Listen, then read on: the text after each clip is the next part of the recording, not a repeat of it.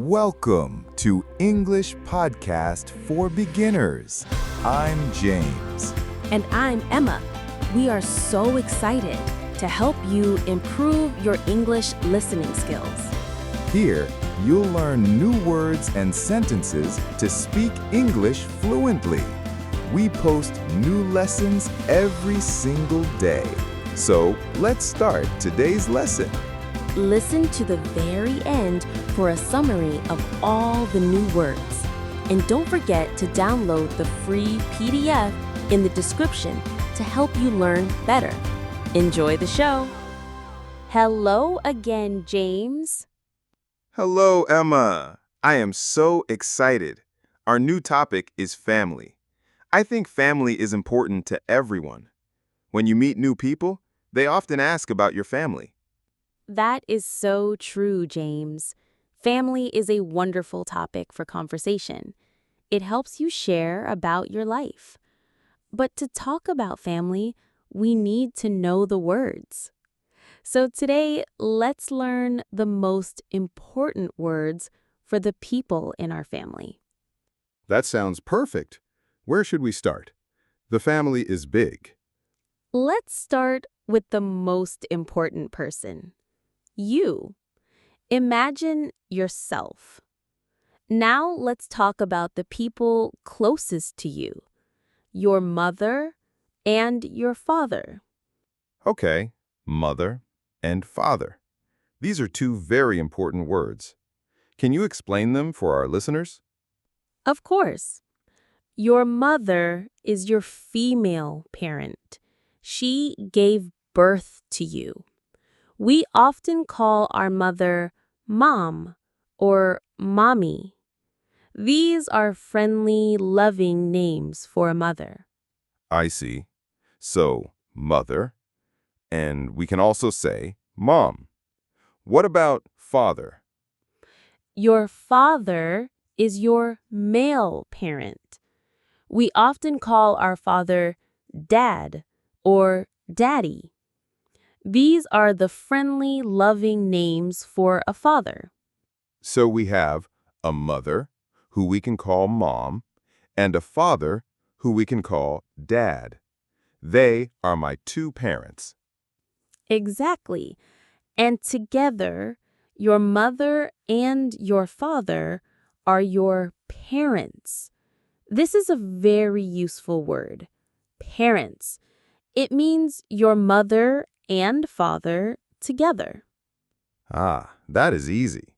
So instead of saying my mother and my father, I can just say my parents. Yes, you can. For example, if someone asks you, "Where are your mother and father?" you can answer, "My parents are at home." It's shorter and very common. I like that. The word parents is very helpful. So everyone has parents.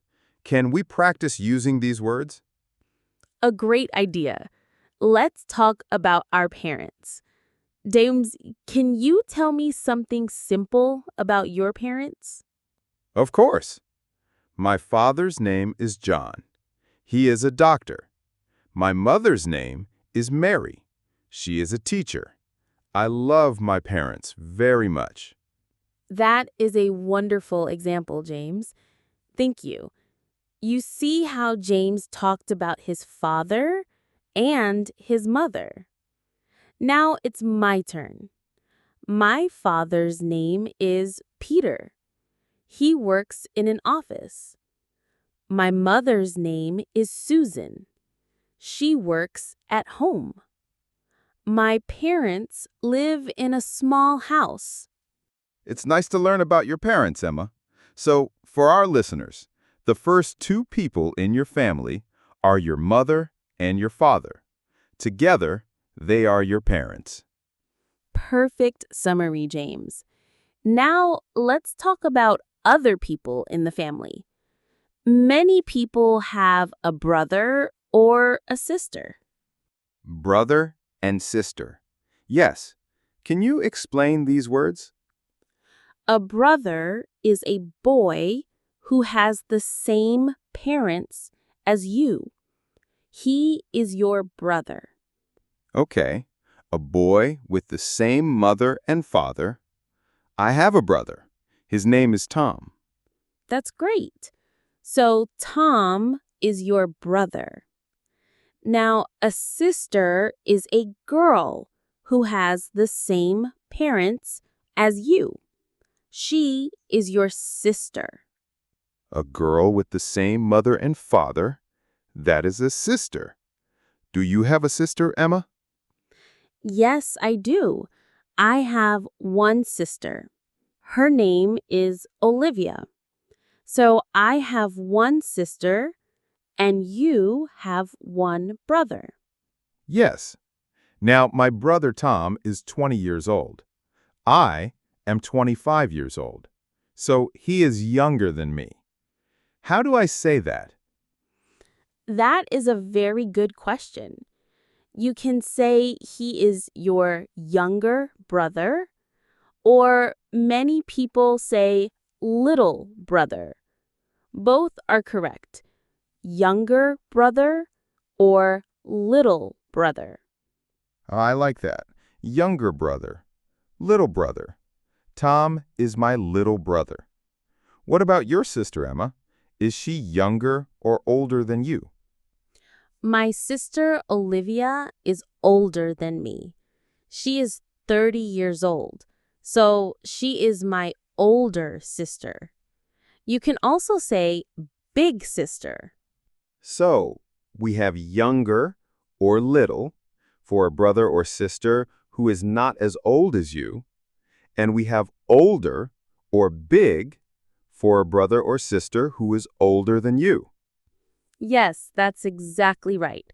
A brother who is older is an older brother or a big brother. A brother who is younger is a younger brother or a little brother. A sister who is older is an older sister or a big sister. A sister who is younger is a younger sister or a little sister. This is so useful. So I can say, I have one younger brother, and you can say, I have one older sister. Correct. Now, just like we have the word parents for mother and father, we have a word for brothers and sisters together. That word is siblings. Siblings. Can you spell that? Of course, S I B L I N G S. Siblings. It means all your brothers and sisters together. So you and your sister, Olivia, are siblings. Yes, and you and your brother, Tom, are siblings. If someone asks me, "Do you have any siblings?" I can say, "Yes, I have one sister." This is another very helpful word, siblings. So if a person has one brother and two sisters, how many siblings do they have? They have 3 siblings. 1 plus 2 is 3. All your brothers and sisters are your siblings. I understand. But, Emma, what about a person who does not have any brothers or sisters? What do we call them? That is another great question. If a person has no siblings, they are an only child. An only child. So an only child is a person with no brothers and no sisters. Yes. For example, my friend David is an only child. He does not have any siblings. He is the only child of his parents. I see. That's a very important phrase to know. So you can have siblings, or you can be an only child. Exactly. So let's review what we have now. We have you, we have your parents, your mother and father, and we have your siblings, your brothers and sisters. This group of people is your immediate family. Immediate family. What does that mean? Your immediate family means your closest family. Your father, mother, sisters, and brothers.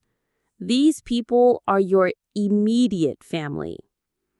Often the immediate family lives together in one house.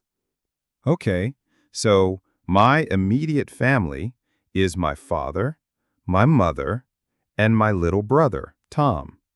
Yes, and my immediate family is my father, my mother, and my big sister, Olivia. This is great. I feel like I am building a picture of a family in my head. It's like a small tree. At the bottom is me and my siblings. Above us are our parents. That is a perfect way to think about it, James. A family tree. And now let's go one level higher in our family tree.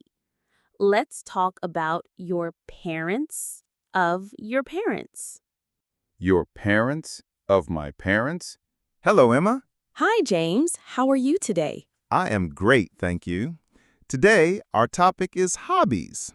I think this is a very good topic. Yes, it is a very good topic. It is also very important. When you meet a new friend, you can talk about hobbies. Talking about hobbies is a good way to make friends. I agree.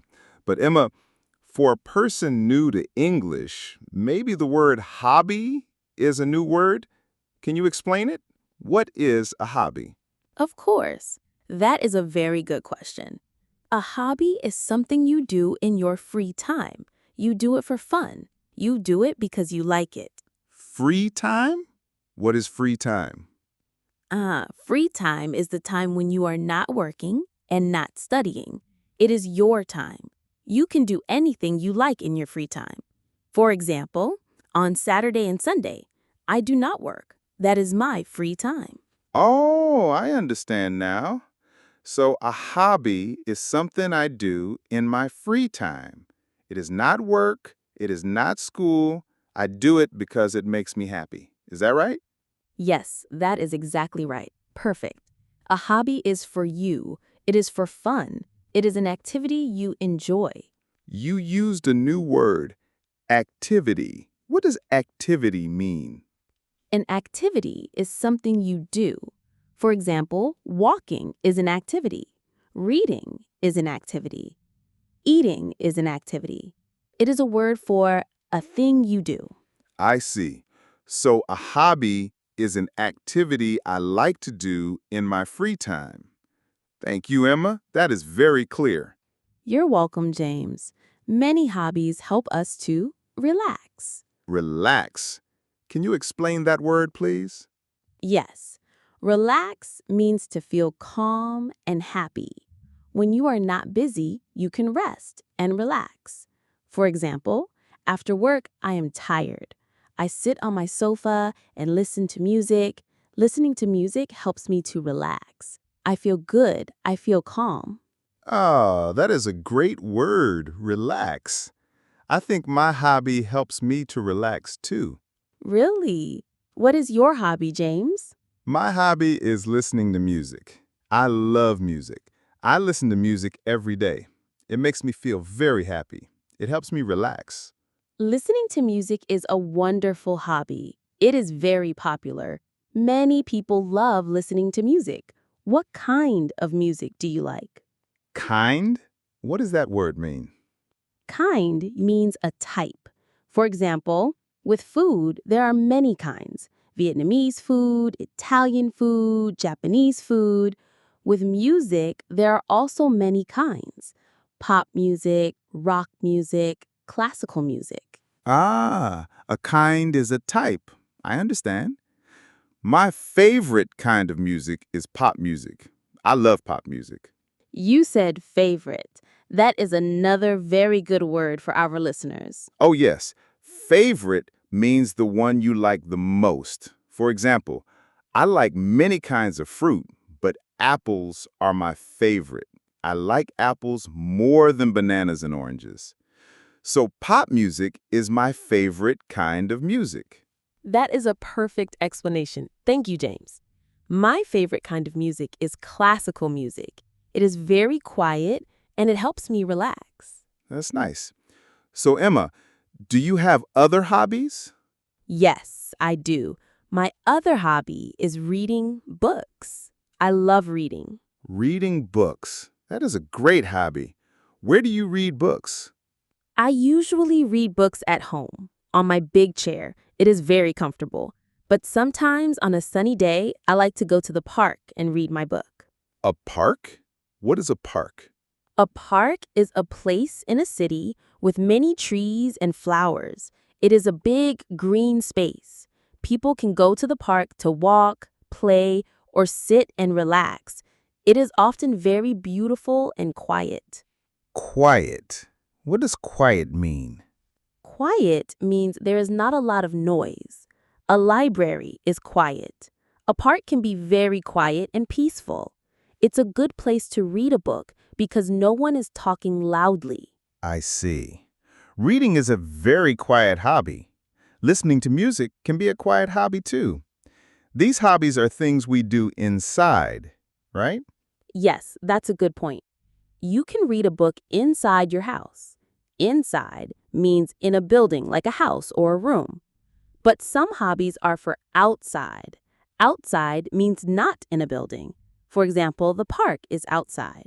So there are inside hobbies and outside hobbies.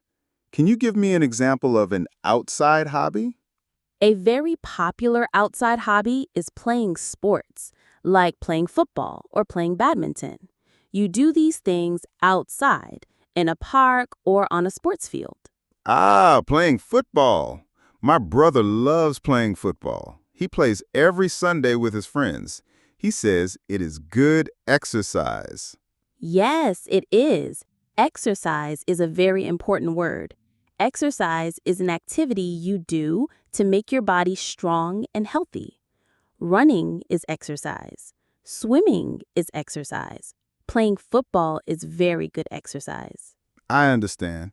So some hobbies, like reading, are quiet and good for your mind, and some hobbies, like playing football, are good exercise for your body. Exactly. There are many, many kinds of hobbies. Let's talk about one more today. What about cooking? Cooking. Is cooking a hobby? For me, cooking is just making dinner. For some people, yes. But for many people, cooking is a fun hobby. Cooking is the activity of making food. They love to try new things. They make new kinds of food. They love to make delicious food for their family and friends. Delicious. That means the food tastes very good, right? Yes, that's right. When you eat something and you say, this is so good, it means the food is delicious. For many people, cooking something delicious makes them very happy. It is their hobby. I understand now. My mother loves cooking. She is always happy in the kitchen. So cooking is her hobby. I think so. You see, hobbies are all around us. They can be quiet or noisy. They can be inside or outside. The most important thing is that a hobby is an activity you do for fun in your free time. This was very, very helpful, Emma. We learned a lot of new basic words today. I think we should review them for our listeners.